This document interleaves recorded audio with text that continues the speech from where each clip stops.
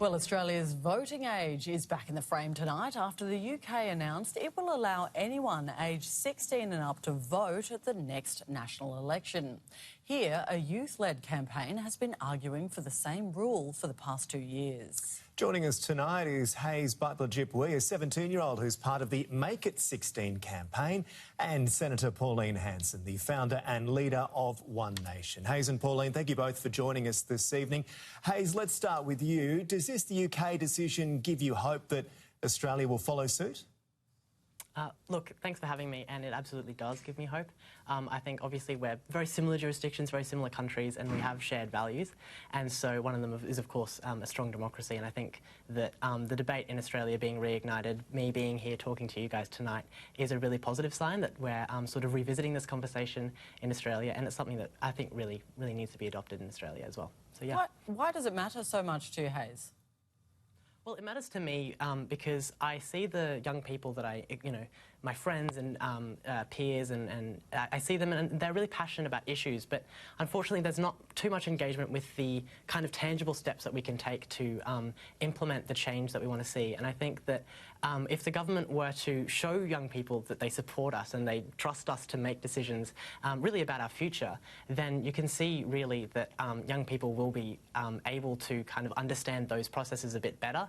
And the other really key thing that we really want to be clear about is that it is kind of, we're in a situation where 16-year-olds are paying tax, they're working, they're being employed, they're driving on our roads and all these things, but they have no avenue for representation in our government. So this kind of taxation without representation argument is really strong because essentially we have no ability to tell the government where the taxation revenue that we're paying the government can go to implement the policies that we want to see being implemented.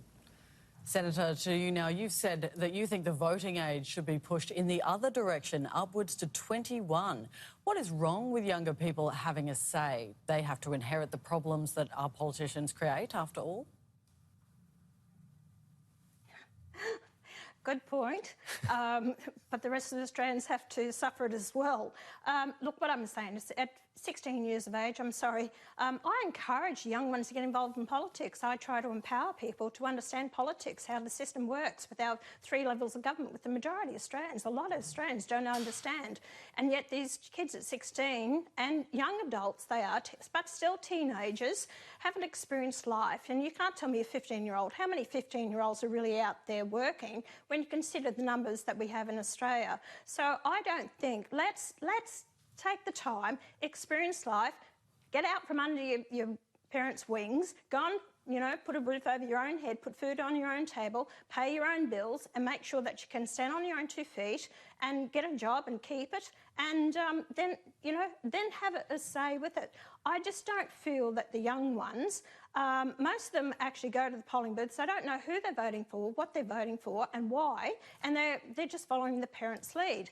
A lot of the young ones these days are brainwashed in the educational system where they don't have the critical thinking anymore, and they're actually coming out of there left-leaning, the Marxist way, and these people, if you give them the vote, they could actually do a lot more damage by voting for these major political parties that are left-leaning, progressives, and see more damage in our country. No, I don't support the young ones having the vote. Get your training wheels on, learn about politics, understand the system, Go and pay your taxes. That's why a lot of the young ones change their views when they get in their 30s and 40s, because they've experienced life. Now, Hayes, I want to get your reaction to that, but to Senator Hanson's point about the progressive parties, I think, for full disclosure here, you're a member of Young Labor, is that right? Yes, I am. So does Senator Hanson have a point there, that if many young ones, as you put, younger Australians have the vote, would they go and back progressive, left-leaning, if I could use that definition, political parties? Well, look, I think what we're seeing when we see the kind of trend of younger people voting for more progressive parties or seeing a more kind of alignment with progressive parties, I think what you're seeing is that they're seeing parties that are talking about young people's issues and talking about issues that young people care about, and they're seeing that these are the parties that are maybe sort of more willing to take on the causes that young people are passionate about. That doesn't mean that young people are always going to stay with progressive parties, and I make the point that we're seeing more and more that the younger generations are actually more likely to kind of switch up their vote and vote for a different party at the next election. because they're more kind of issues-based, like I mentioned before. So the issue of sort of voting for progressive parties, that might be the case now, but we're seeing a trend towards, across the board, across different age groups as well, but particularly with young people, that we don't really have rusted-on voters anymore. So young people are more willing to change, they're more willing to switch up who they vote for if they can see that other political parties are talking about the things that they care about. So I think, to Senator Hanson's point, it's the onus falls upon other parties to then adopt and talk about the issues that young people are saying that they care about. And I think lowering the voting age really centres young people more in the political conversation. That, you know, the future of the country which of course young people are, and allowing that conversation to really centre upon, you know, achieving the outcomes that young people want to see towards the country that they want to see. Just on that, though, I mean, to Senator Hanson's point about people and teenagers in particular being engaged in the political discussion and not being led by their parents, I mean, you yourself, you're obviously a quite politically adept and you're interested in it, you're a member of a political party. Do you think most teenagers care about politics? Do you think they want the vote? Are there more important things going on, like high school? Do they want to be involved in the political process? Because I know plenty of adults that find voting just a pain in the butt when it rolls around. Yeah, so I think what we're seeing, and I've said this before earlier as well, young people are really engaged with the issues. So lots of my friends, lots of the people that I talk to, when we're talking about politics, they really do care about things like social equality, economic equality, and they're very willing to engage with those issues. But when it comes down to actually sort of the tangible election outcomes, you're right, people are disengaged. And I think what we need to be seeing is showing young people that it is okay to be engaged with politics at a kind of really fundamental level. And so at the same time that they're learning about these civics education things in schools, and at the same time they're learning about the process of voting, the process of, you know, the 3 levels of government like Senator Hanson mentioned, at the same time that they're learning all of that, they are tangibly seeing, okay, well, this is how the theory is going to be put into practice, as it were.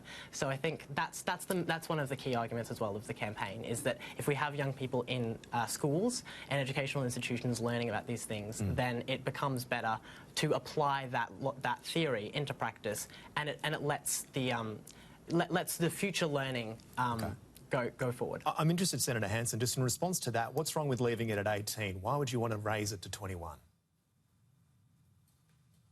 I think with a lot of the kids still in school at 18 and going on to university, they haven't experienced life as well. And to give a vote to a 16-year-old who doesn't even, they can't drink, they can't smoke, they can't actually fight for their country, and you're going to give them the vote that for the future and making decisions for this country, whereas I said a lot of them are being brainwashed, this climate change that goes on, the educational system, the wokeness. A lot of these kids, these are so confused about the gender dysphoria that's going on as well, to actually give a lot of these kids. Look, I take my hat off to Hayes to actually be involved in politics, but it's very rare.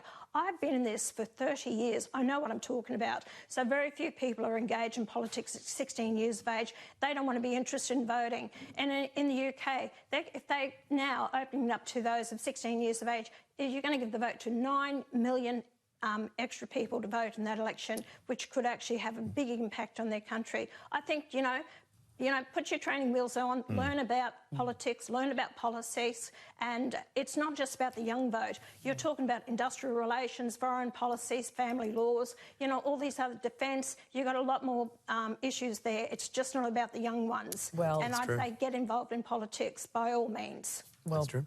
There certainly are some heated opinions on both sides. Thank you both so much for your time tonight on 10 News Plus.